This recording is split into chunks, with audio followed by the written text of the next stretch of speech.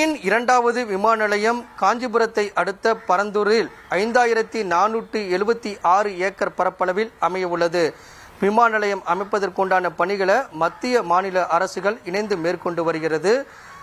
சுற்றுச்சூழல் அனுமதிக்கான விண்ணப்பத்தை தமிழக தொழில்துறை விண்ணப்பித்திருந்தது. அதற்கான அனுமதியும் கிடைக்கப்பட்டிருக்கிறது. தமிழக தொழில்துறை மற்றும் வருவாய்த்துறை விமான நிலையம் அமைப்பதற்குண்டான நிலத்தை கையகப்படுத்தும் பணியில் ஈடுபட்டு வருகின்றனர். ஏற்கனவே சுற்றுச்சூழல் அனுமதி கிடைக்கப்பட்டிருக்கக்கூடிய நிலையில் மத்திய சிவில் விமான போக்குவரத்துறையிடம் கொள்கை ஒப்புதலுக்கான விண்ணப்பத்தை தமிழக டிட்கோ விண்ணப்பித்திருந்தது. அதாவது விமான நிலைய அதிகாரிகள் பல்வேறு விஷயங்களை எழுப்பியிருந்தார்கள். அதற்கான விடைகளும் அதற்கான விளக்கங்களையும் கொடுத்திருக்கிறார்கள். அதன் அடிப்படையில் நேற்று அந்த விண்ணப்பத்தின் மீதான பரிசீலனை நடைபெற்றிருக்கிறது.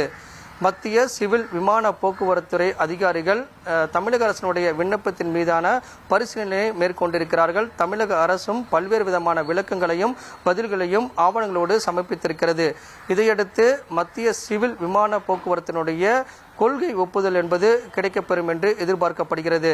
அந்த ஒப்புதல் கிடைக்கப்பட்ட பிறகு பணிகள் என்பது வேகம் எடுக்கும். அந்த வகையில் பார்க்கும்போது பரந்தூரில் விமான நிலையம் அமைப்பதற்குண்டான பணிகள் என்பது முழு வீச்சில் தொடங்கும்.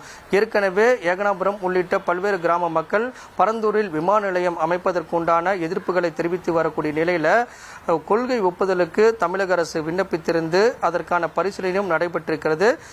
கொள்கை ஒப்புதலுக்காக எதிர்பார்த்து காத்திருக்கிறது தமிழக அரசு.